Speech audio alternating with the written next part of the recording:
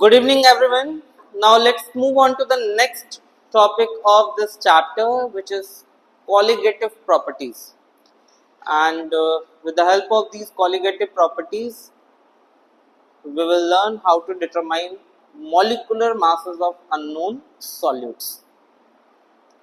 So, first of all, you need to understand the meaning of colligative property. Colligative properties simply means those properties of the solution which depends upon the number of solute particles relative to total number of particles present in the solution. Solution में present total number of particles के relatively ये number of solute particles पे depend करता है some of the properties, and those properties are called colligative properties.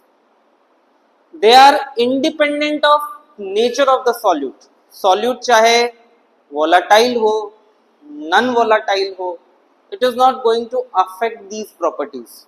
Only the number of solute particles relative to total number of particles in the solution will be affecting these properties. तो अगर आपको colligative properties को define करना है तो इसका क्या कैसे statement लिख सकते हैं हम? The properties of the solution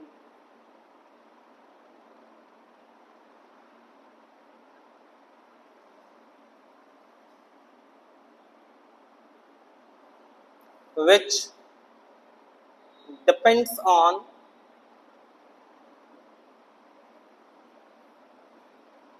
number of solute particles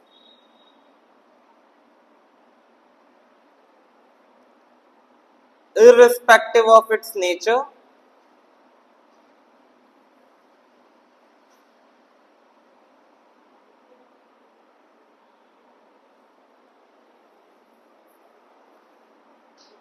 relative to total number of particles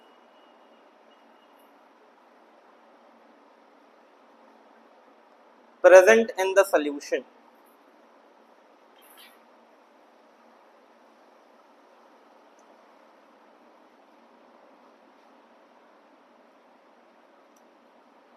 This is known as colligative property. So, present in the solution are called colligative properties.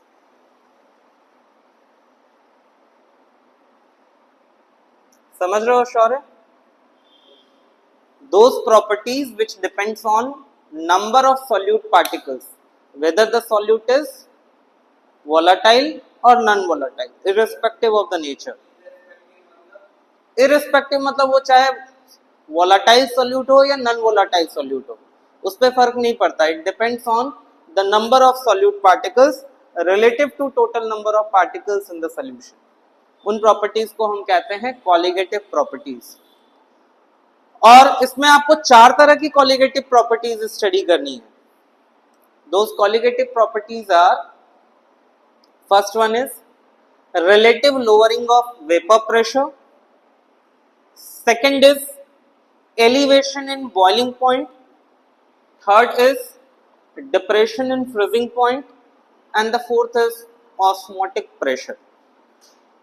कौन कौन सी properties study करनी है colligative properties में? Relative lowering of vapour pressure, elevation of boiling point, depression of freezing point and osmotic pressure. जिसमें today we will try to cover up at least 3 colligative properties, जिसमें relative lowering of vapour pressure से पहले start करते हैं. ठीक है, let's start with relative lowering of vapour pressure.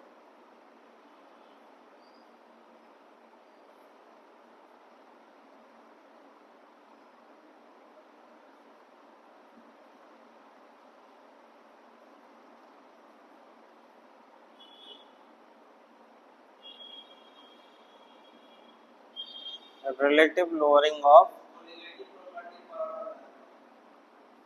colligative properties का मतलब है सनी सॉल्यूशंस की कुछ ऐसी प्रॉपर्टीज जो सॉल्यूशन में present number of solute particles relative to total number of particles of the solution पे डिपेंडेंट हो, irrespective of nature of the solute, चाहे वो वोलाटाइल सॉल्यूट हो या नॉन वोलाटाइल सॉल्यूट हो, इससे फर्क नहीं पड़ता। हाँ, सॉल्यूशन में कितने नंबर ऑफ सॉल्यूट पार्टिकल्स हैं compare to the total number of particles, उस पर डिपेंड करेगा। उन्हीं प्रॉपर्टीज को हम कॉलिगेटिव प्रॉपर्टीज कहते हैं, जिसमें अभी मैं फर्स्ट इंट्रोड्यूस कर रहा हूं, relative lowering of vapour pressure. देखो, आपको ये वेपर प्रेशर वाले पार्ट में ही मैंने पढ़ाया था that whenever any solute is added to a volatile solvent or volatile liquid, the vapor pressure of that solvent decreases। बताया था ना। जैसे सपोज मान लीजिए कि एक ये कंटेनर है और इस कंटेनर में एक लिक्विड है और यहाँ पे इसके कुछ वेपर बने हुए हैं, right. It is having vapour pressure right now. इसको हम क्या कहते हैं? Vapour pressure of the pure liquid, right. अब इसमें मैंने जब सॉल्यूट ऐड किया तो सॉल्यूट के एडिशन पे क्या होगा कि पहले सरफेस पे सिर्फ और सिर्फ उस सॉल्वेंट और लिक्विड के ही पार्टिकल्स थे, but now it will be having the particles of solutes as well, है ना, which will cause the decrease in the vapour pressure here. यहाँ पे वेपर प्रेशर कम हो जाएगा क्योंकि लिक्विड या सॉल्वेंट के पार्टिकल सरफेस पे अब रिलेटिवली कम हो गए ना। पहले सिर्फ अकेले उस सॉल्वेंट के ही पार्टिकल्स थे, लेकिन after addition of solute now even the solute particles are present, right. तो वेपर प्रेशर कैसा हो जाएगा? कम हो जाएगा। तो vapour pressure gets lowered if a solute is added to volatile solvent. किसी वोलेटाइल सॉल्वेंट में सॉल्यूट के एडिशन पे वेपर प्रेशर लो हो जाती है, राइट। इसको हम कहते हैं लोअरिंग ऑफ वेपर प्रेशर। और इसी लोअरिंग ऑफ वेपर प्रेशर को we are going to compare with the vapour pressure of pure liquid. एक रेशियो निकालेंगे, उसी को कहा जाता है relative lowering of vapour pressure. तो इसमें हम स्टार्ट करेंगे राउल्ट्स लॉ से। अकॉर्डिंग टू राउल्ट्स लॉ, बोलो राउल्ट्स लॉ का mathematical form.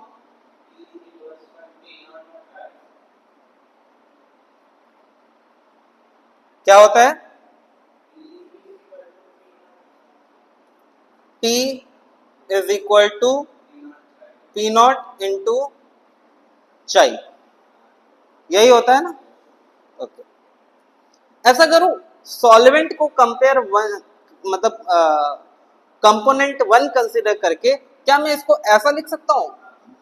P1 is equal to P1 naught into chi one, चलेगा ना, राइट। अब lowering of vapour pressure, lowering of vapour pressure क्या होगा? प्योर लिक्विड का वेपर प्रेशर माइनस सॉल्यूशन का vapour pressure. Sunny यहां सुनना, लोअरिंग ऑफ वेपर प्रेशर क्या होगा? प्योर लिक्विड का vapour pressure that is P1 naught minus solution का वेपर प्रेशर P1, यही होगा ना। तो इट इज गिवन एज, इसको हम डिनोट करते हैं डेल्टा P1 से, and delta P1 is nothing but P1 naught minus P1, यही होता है ना। बस अब देखना, आगे सारा मैथमेटिकल स्टेप है, बहुत सिंपल सा है। अब मैं लिखूंगा delta P1 is equal to, ये P1 नॉट मैं यूं ही छोड़ दूंगा और ये P1 की जगह पे ना इसको इक्वेशन नंबर 1 मान के P1 की वैल्यू यहां से सब्स्टिट्यूट करूंगा, तो ये हो जाएगा P1 नॉट माइनस चाई वन। बोलो कुछ कॉमन निकल रहा है right hand side? P1 naught is common, right. और ये क्या बचा? 1 माइनस चाई वन, अच्छा 1 माइनस चाई 1 क्या होता है? 1 माइनस चाई 1 इज चाई 2, तो ये क्या हो गया P1 नॉट मल्टीप्लाइड बाई चाई 2। अब आपको रिलेटिव लोअरिंग पूछा है ना, तो रिलेटिव लोअरिंग क्या होगा? Ratio of the lowering of vapour pressure to the vapour pressure of pure liquid.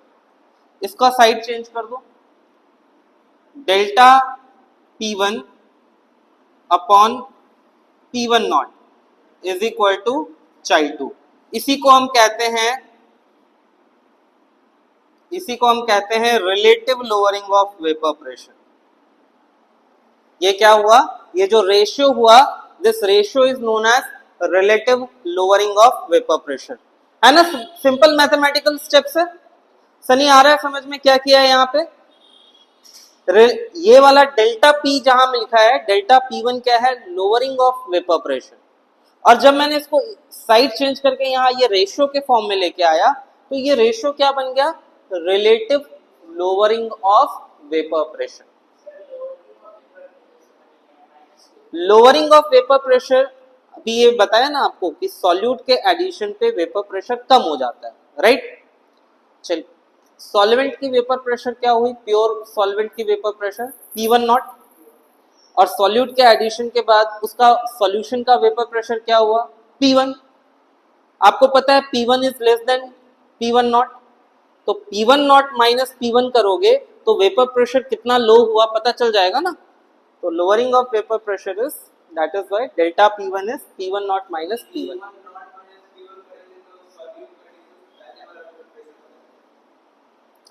नहीं, ये P1 नॉट माइनस P1 करोगे ना तो आपको पता चल जाएगा कि सॉल्यूट के ऐड होने के बाद वेपर प्रेशर कितना लो हुआ, कितना कम हो गया, राइट? ठीक है, श्योर है? आ रहा है समझ में? Relative lowering of vapour pressure भी क्लियर है। This ratio is called relative lowering of vapour pressure. चलो अब आगे देखो, delta P1 naught, sorry delta P1 upon P1 naught, क्या मैं इसको ऐसे लिख सकता हूं? Delta P1 is nothing, it is P1 naught minus P1 और नीचे P1 naught as it is. Delta P1 की जगह पे वापस से ये सब्स्टिट्यूट कर दिया।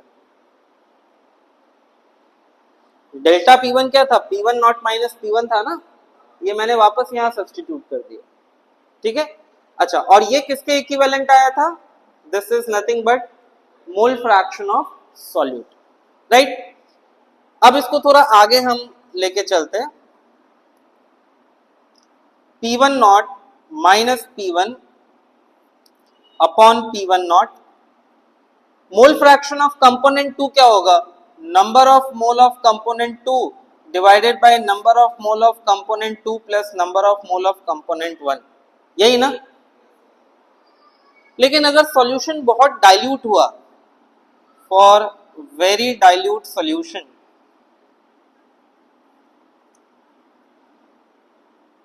for very dilute solution the number of mole of component 2 is much lesser than component 1, तो can we take N2 plus N1 as approximately N1? ले सकते हैं? मैंने क्या बोला कि मैं सॉल्यूशन को एक्सट्रीमली डाइल्यूट कंसिडर कर रहा हूं, तो एक्सट्रीमली डाइल्यूट कंसिडर करने पे number of moles of solute number of moles of solvent के कंपैरिजन में बहुत ही कम होगा।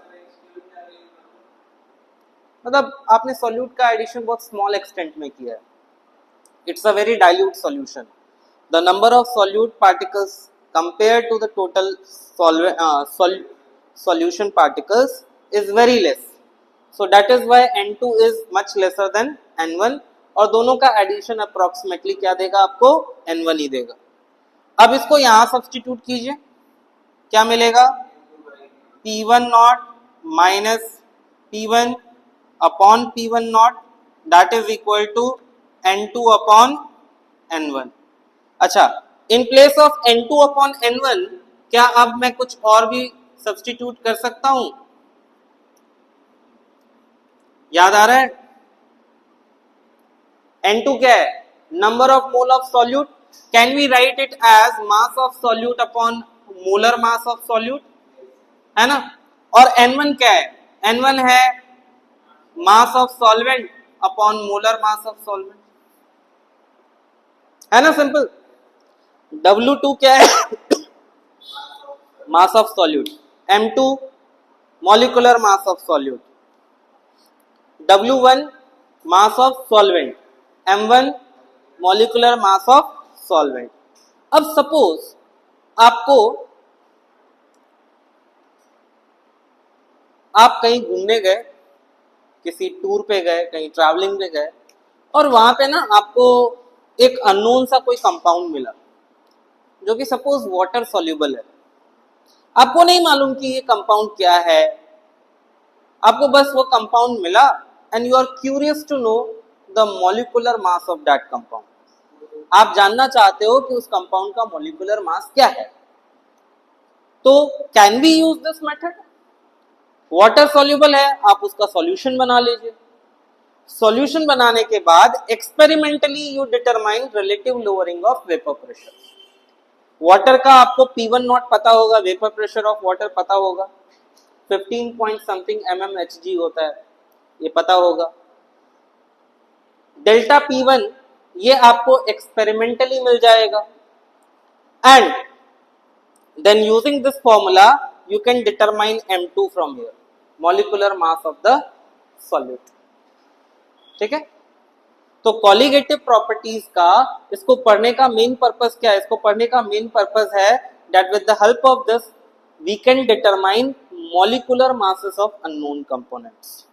अननोन सॉल्यूट का मॉलिक्यूलर मास आप इससे डिटरमाइन कर सकते हो. देखो इसको ना मैं यहाँ पे एक फॉर्मूला लिख रहा हूं जिसको ध्यान से देखिएगा आप. Can we write M2 is equal to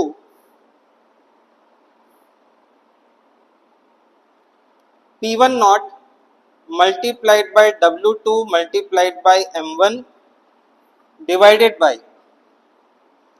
delta P1 into W1. Can we write like this? क्या ऐसा लिख सकता हूं मैं? साइड चेंज किया है, M2 को यहां ले लिया और बाकी सारा इधर ट्रांसपोज कर दिया.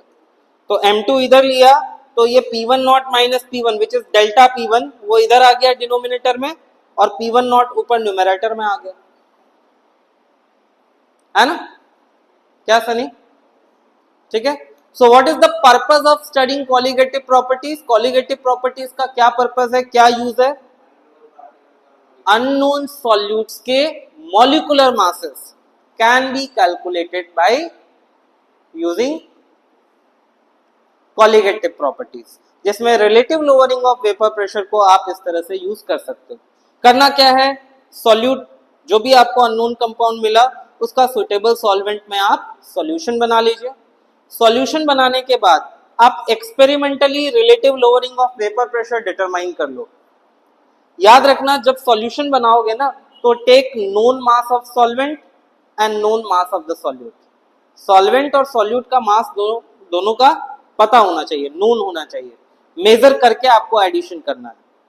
फिर इस फॉर्मूला में क्या नहीं पता होगा? सिर्फ मॉलिक्यूलर मास ऑफ सॉल्यूट नहीं पता होगा, उसकी फॉर्मूला ये. हाँ, सॉल्वेंट का तो पता होगा ना, जो भी सॉल्वेंट आप यूज करोगे. वाटर अगर यूज करते हो तो you know water is having molecular mass 18 gram per mole. Fine. Now next after this we will take elevation in boiling point. उसका डायग्राम पहले मैं ड्रॉ कर लूंगा, then I will explain the theory. ठीक है. Elevation of boiling point. I hope you understand the meaning of elevation. Elevation समझ में आ रहा है ना? Elevation का मतलब हुआ to rise, increase होना. Elevation का मतलब क्या हुआ? Increase होना, to rise. यही होता है ना? Actually आप थोड़ा सोच के देखिए. अभी थोड़ी देर पहले जब हमने relative lowering of vapour pressure discuss किया, मैंने क्या कहा कि after addition of solute to the solvent vapour pressure decreases, vapour pressure क्या होता है, कम हो जाता है ना शौर्य। अच्छा, बॉइलिंग पॉइंट क्या होता है, एक बार पहले बता चुका हूं मैं, temperature at which vapour pressure becomes equal to the external pressure. जिस टेम्परेचर पे सॉल्वेंट या सॉल्यूशन की वेपर प्रेशर एक्सटर्नल प्रेशर जितनी हो जाए, उस टेम्परेचर को कहते हैं boiling point of the liquid, boiling point of the solution. External pressure मतलब बाहर का जो एटमॉस्फेयर का प्रेशर है, सराउंडिंग प्रेशर, राइट। अब आप सोच के देखिए कि सॉल्यूट, सॉरी यहां देखो, सॉल्यूट के एडिशन के बाद वेपर प्रेशर कम हो चुका है। अब वेपर प्रेशर कम हो चुका है तो उस वेपर प्रेशर को वापस सराउंडिंग एक्सटर्नल प्रेशर के इक्विवेलेंट लाने के लिए टेम्परेचर ज्यादा रिक्वायर्ड होगा ना, इसीलिए बॉइलिंग पॉइंट हैज इंक्रीज्ड। इसीलिए बॉइलिंग पॉइंट क्या होता है, इंक्रीज होता है, और इसी को हम एलिवेशन ऑफ बॉइलिंग पॉइंट कहते हैं। ये ग्राफ देखिए, I have shown the graph of vapour pressure versus temperature. ये जो मैंने ग्राफ प्लॉट किया है, ये ग्राफ है vapour pressure versus temperature graph. इस vapour pressure versus temperature graph में आप देखो दो कर्व दिख रहे होंगे आपको। एक कर्व सॉल्वेंट का है, this is the curve of the pure solvent, and this particular curve is of the solution. ये किसका कर्व है, रेड वाला is solvent and the blue one curve is solution. अब देखो यहां पे मैंने मार्क करके रखा है that the pressure, external pressure here is 1.013 bar और 1 atmosphere, है ना। जो एक्सटर्नल सराउंडिंग प्रेशर नॉर्मली होता है वो प्रेशर मैंने यहां मार्क करके रखा है। अब आप देखिए कि इस सॉल्वेंट की वेपर प्रेशर एक्सटर्नल प्रेशर जितनी किस पर्टिकुलर टेम्परेचर पे, इस टेम्परेचर पे, सनी प्लीज यहां देखो, बाद में ये कर लेना। इस सॉल्वेंट का vapour pressure external pressure 1 atmosphere जितना किस पर्टिकुलर टेम्परेचर पे, इस टेम्परेचर पे। तो ये टेम्परेचर क्या होगा, TB नॉट। TB नॉट का मतलब हुआ boiling point of pure solvent. TB naught means boiling point of pure solvent. जबकि सॉल्यूशन का देखिए, solution is having the vapour pressure equal to external और surrounding pressure that is 1 atmosphere at this temperature, so this becomes the boiling point of the solution, है ना। अब आ रहा है समझ में। अब बोलो डायग्राम कैसा है, ग्राफ कैसा है, अच्छा ड्रॉ किया ना। हाँ, These two are, सबसे पहले ग्राफ किसके अगेंस्ट प्लॉट कर रहे हैं, vapour pressure versus temperature. There are two curves drawn over here. Vapour pressure, हाँ। अब मैंने दो कर्व प्लॉट करके रखा है, एक प्योर सॉल्वेंट का है, एक सॉल्यूशन का है, और यहां इसी ग्राफ में मैंने एक प्रेशर का स्टैंडर्ड जो एक्सटर्नल सराउंडिंग एटमॉस्फेरिक प्रेशर है वो भी मार्क करके रखा है, इट इज 1 एटमॉस्फेयर और 1.013 बार। आप ये देखिए कि सॉल्वेंट वाला कर्व में 1 एटमॉस्फेयर प्रेशर कब हो रहा है, ये एक्सटर्नल प्रेशर जितना कब हो रहा है, vapour pressure at this temperature. तो ये टेम्परेचर क्या हो गई, boiling point of pure solvent, right. इसी तरह सॉल्यूशन वाले कर्व पे the vapor pressure is 1 atmosphere at this temperature, so this is boiling point of solution, right। साफ दिख रहा है, आप राइट की तरफ जा रहे हो, यहाँ पे boiling point has increased. The difference in the two boiling point here is called delta TB, and delta TB means, delta TB का मतलब क्या हुआ, elevation in boiling point। delta TB को कैसे पढ़ेंगे, elevation in boiling point। चलिए, तो अब यहां पे मैं जरा सा टर्म्स लिख देता हूं। Here TB not is boiling point of pure solvent,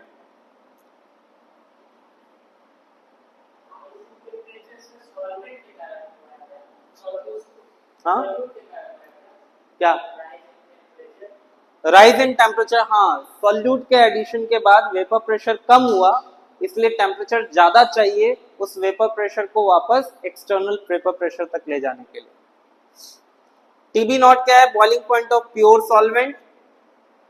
TB is boiling point of solution. Delta TB is elevation in या elevation of boiling point. देखो B डॉट PT जहां लिखा है ना, वो बॉइलिंग पॉइंट को शॉर्ट में लिखा है मैंने। डेल्टा टीवी क्या है? Elevation of boiling point. अब ये जो कॉन्सेप्ट है ना एलिवेशन ऑफ बॉइलिंग पॉइंट, इसको स्टडी करने का जो कॉन्सेप्ट है, आप लोग बाद में नोट कर लेना, पहले समझ लो। एलिवेशन ऑफ बॉइलिंग पॉइंट को जो स्टडी करने का जो कॉन्सेप्ट है, this is experimental concept.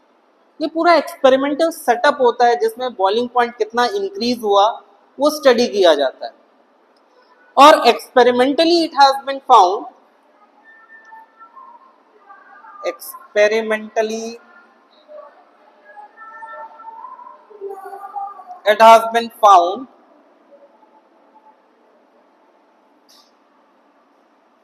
that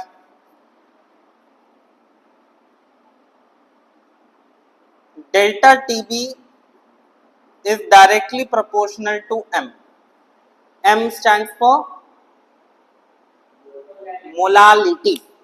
Delta TB is directly proportional to molality. So, can we have delta TB here equal to Kb into M? जिसमें Kb क्या है? Kb is the proportionality constant, जिसको हम molal elevation constant कहते हैं, where Kb is molal elevation constant और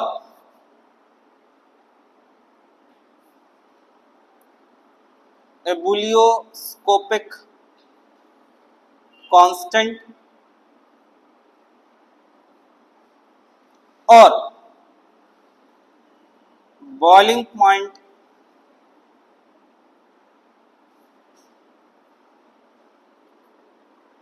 elevation constant. Kb क्या है? Kb is molal elevation constant और एबुलियोस्कोपिक कांस्टेंट और boiling point elevation constant. 1 mark के क्वेश्चन में पूछा जाता है what is meant by ebullioscopic constant या what is molal elevation constant. तो जब भी आपको मोलल एलिवेशन कांस्टेंट या एबुलियोस्कोपिक कांस्टेंट या बॉइलिंग पॉइंट एलिवेशन कांस्टेंट पूछा जाए तो इसकी एक स्टैंडर्ड डेफिनेशन लिखनी होती है। अब देखो वो डेफिनेशन कैसे मिलेगा।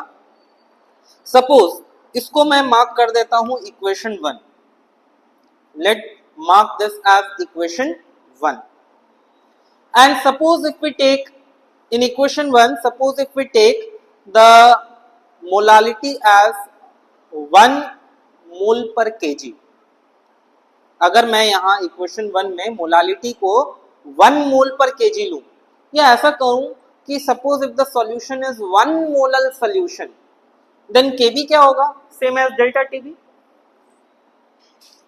सो can we write from equation 1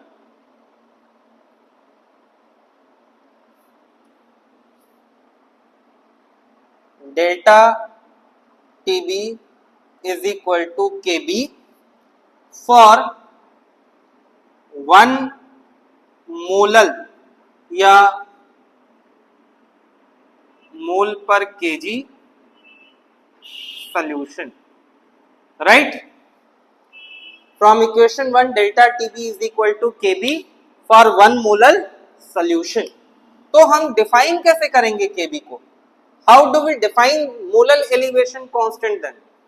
So, molar elevation constant is defined as, आपने फिजिक्स में ऐसे बहुत सारे डेफिनेशन के स्टेटमेंट निकाले हैं, यहां निकाल सकते हो। Molar elevation constant is defined as, yes sure, yes, defined as elevation of boiling point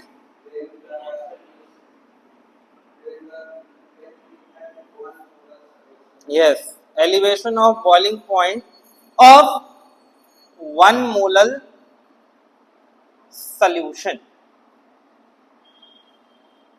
right?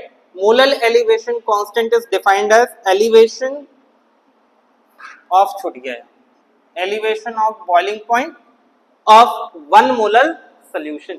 एक मोलर सोल्यूशन का जो डेल्टा टीबी होगा, means elevation of boiling point होगा, उसी को हम केबी कहते हैं। अच्छा, इसकी यूनिट क्या होती है बता सकते हो? फिजिक्स में आई एम 100% श्योर आपको बताया गया, सिखाया गया है। इसकी मान लो अगर आपको यूनिट एंड डायमेंशन चैप्टर में ही आपने सीखा है कि यूनिट कैसे निकाला जाता है, तो सपोज केबी का पहले फॉर्मूला निकालेंगे, क्या हो जाएगा? डेल्टा टीबी बाई एम, यही होगा ना। ये वाले से आपको मिलेगा KB equal delta TB by M. Delta TB की यूनिट क्या होती है? केल्विन। और मोलालिटी की यूनिट क्या होती है? मोल पर केजी। लेकिन मोल पर केजी जब ऊपर जाएगा तो ये हो जाएगा KG mole inverse. So kelvin KG mole inverse. Unit क्या होगा इसका?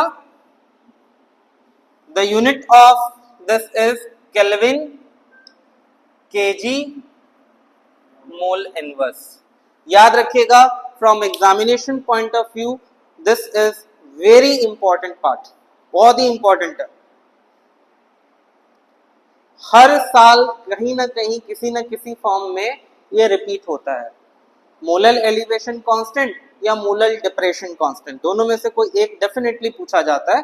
तो मोलर एलिवेशन कांस्टेंट अगर समझ में आ गया तो मोलर डिप्रेशन कांस्टेंट भी समझ में आ जाएगा। Then it do not have any big rocket science in it. चलिए अब थोड़ा यहां ध्यान दीजिए। नाउ हमारा एक पर्पस तो अभी बाकी है ना, हम कॉलिगेटिव प्रॉपर्टीज को क्यों स्टडी कर रहे हैं? मोलर मास डिटरमाइन करना है ना, राइट? तो now delta TB is equal to KB multiplied by molality. चलो मोलालिटी का फॉर्मूला रख देते हैं, delta TB is equal to KB. बोल सकता है कोई मोलालिटी का formula? W2 into 1000 by M2 into W1, यही होता है ना, यही होता है ना। इसमें W1 जो है वो ग्राम में होगा। चलो तो अब आपको फाइंड क्या करना है? आपको तो M2 फाइंड करना है। तो M2 क्या हो जाएगा? KB multiplied by W2 multiplied by 1000 divided by delta TB multiplied by W1।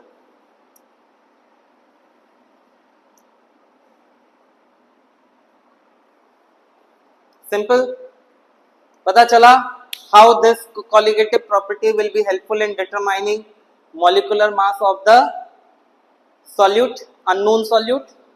बस आपको सॉल्यूशन बनाते वक्त मास of solvent, mass of solute, ये सभी का ध्यान रखना है। बाकी एक्सपेरिमेंट परफॉर्म करना है, उससे डेल्टा टीबी ऑब्टेन करके इस फॉर्मूला में फिट कीजिए, you will get the molecular mass. ठीक है, इस पे बेस्ड क्वेश्चंस भी है, numerical question, that also we will be doing. चलिए अब इसके बाद हम नेक्स्ट लेंगे डिप्रेशन ऑफ फ्रीजिंग पॉइंट। चलिए ready? Depression of freezing point. I have shown the graph for vapor pressure versus temperature for studying the depression of freezing point। अब देखो मैंने यहाँ पे 3 अलग अलग कर्व ड्रॉ किए हैं। सबसे पहला जो ब्लैक वाला कर्व दिख रहा है ना आपको, this is the curve of frozen solvent. It is the curve of frozen solvent, that means there the solvent is in solid state, freeze हो चुका है। दूसरा रेड वाला जो कर्व है that is of liquid solvent, यहां solvent liquid state में है, and the blue one is of solution. ठीक है, अब इसकी एक्सप्लेनेशन आगे जो भी है बहुत सिंपल और बहुत ज्यादा सिमिलर है to the elevation of boiling point के, बस विथ माइनर चेंजेस। लेकिन इसके बेसिक्स को समझने के लिए आपको पहले यह समझना पड़ेगा कि फ्रीजिंग पॉइंट होता क्या है। बच्चों वाला डेफिनेशन नहीं दोगे। बॉइलिंग पॉइंट समझ गए? बॉइलिंग पॉइंट क्या है? Temperature at which vapour pressure of a liquid becomes equal to external pressure. याद रहेगा ना? अगर लिखना हो तो कहीं नोट कर लेना। इसी तरह आप सोचिए कि फ्रीजिंग पॉइंट क्या होता है।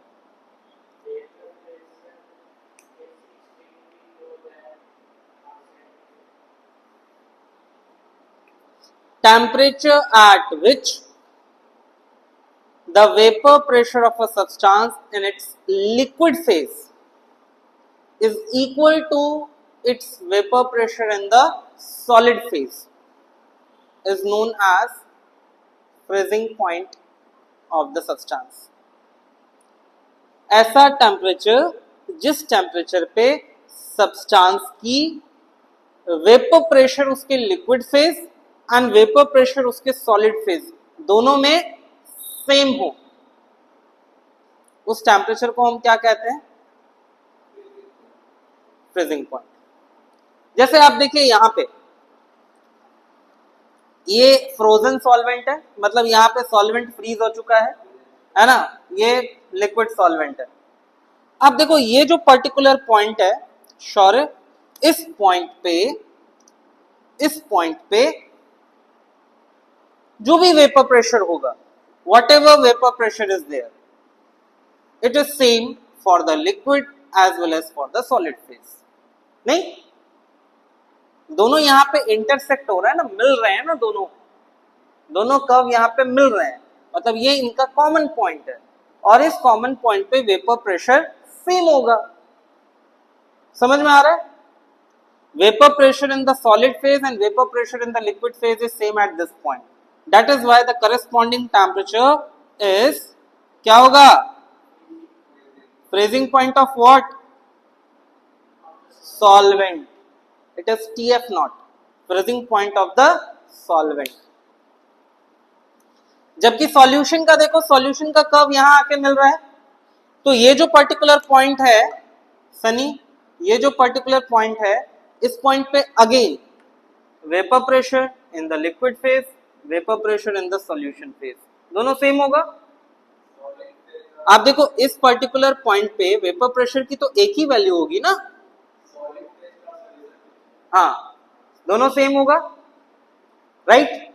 सॉल्यूशन तो लिक्विड स्टेट में ही है ना, we are talking about liquid solution, इसलिए मैंने कहा vapour pressure in the solid phase and vapour pressure in the liquid phase both are same, and the corresponding temperature is TF. TF stands for freezing point of solution. TF not हुआ freezing point of pure solvent, और TF क्या हुआ? freezing point of solution. अच्छा, यहाँ graph में आपको देख के ये साफ क्लियर पता चल रहा है कि freezing point of solution is less, कम हो गया ना? नहीं, this difference is what we call delta TF। इसी डिफरेंस को हम क्या कहते हैं? डेल्टा TF,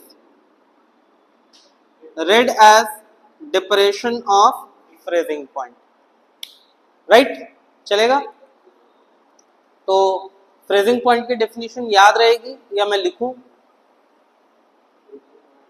याद रहेगा? हाँ, temperature at which vapor pressure of a substance in liquid and solid phase are same, that is known as freezing point of the substance। ठीक है, चलिए अब यहां पे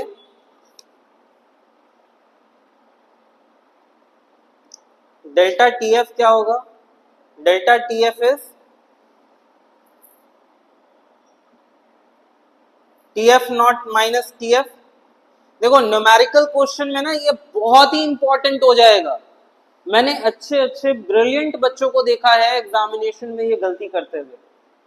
न्यूमेरिकल क्वेश्चन होता है एलिवेशन ऑफ बॉइलिंग पॉइंट का, और जल्दबाजी में यूज कर देते हैं फ्रीजिंग पॉइंट का फॉर्मूला। डेल्टा टीबी के जगह पे डेल्टा टीएफ समझ के उसको सॉल्व कर देते हैं, गलत हो जाएगा। डेल्टा टीबी क्या था? TB minus TB naught. Delta TB was TB minus TB naught, और डेल्टा टीएफ क्या है?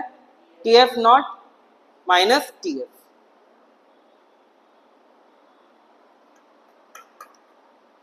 TF naught is freezing point of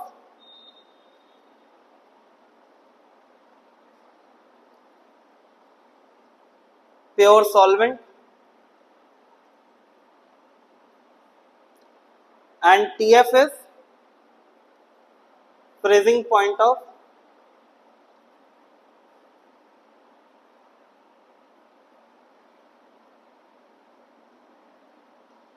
solution. TF naught क्या होगा? TF naught is freezing point of pure solvent and TF is freezing point of solution. है ना simple? चलिए यहां पे भी experimentally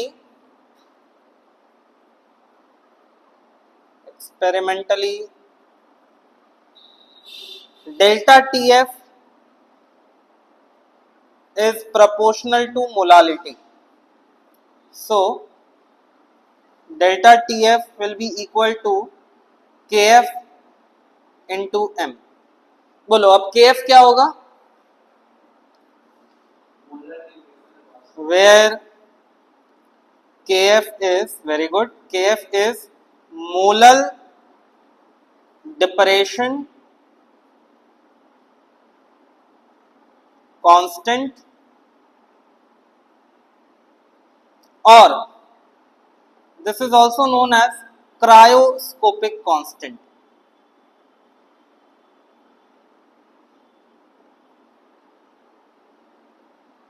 KF is molar depression constant और cryoscopic constant।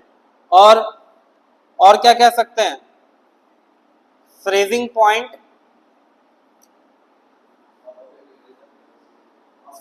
Point depression constant, है ना सिंपल। अच्छा अगर एग्जामिनेशन में क्वेश्चन पूछा व्हाट इज क्रायोस्कोपिक कांस्टेंट तो कैसे लिखोगे? या what is molar depression constant कैसे लिखोगे?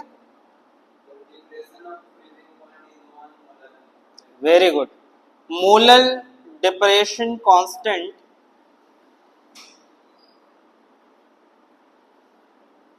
is defined as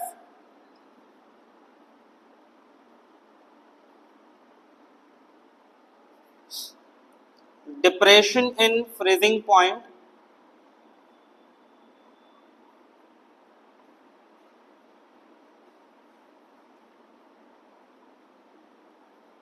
of 1 molar solution. Depression in freezing point of 1 molar solution. Unit क्या होगा इसका? केल्विन केजी मोल इनवर्स, है ना। बहुत सिंपल, कुछ था ही नहीं इसमें तो, नहीं बस आपको ग्राफ ही समझना था और फ्रीजिंग पॉइंट क्या है यही समझना था, बाकी तो सेल्फ एक्सप्लेनेटरी है ये पूरा, नहीं। चलिए अब मुझे ये बताइए मॉलिक्यूलर मास डिटरमाइन करने के लिए डेल्टा टीएफ फिर से लिख रहा हूं मैं, KF मल्टीप्लाइड बाय मोलालिटी। तो क्या मैं ऐसा लिख सकता हूं delta TF is equal to KF into W2 multiplied by 1000 divided by M2 into W1, लिख सकता हूं, है ना, लिख सकता हूं ना। चलो और फाइनली M2 क्या होगा? KF multiplied by W2 multiplied by 1000 divided by delta TF multiplied by W1,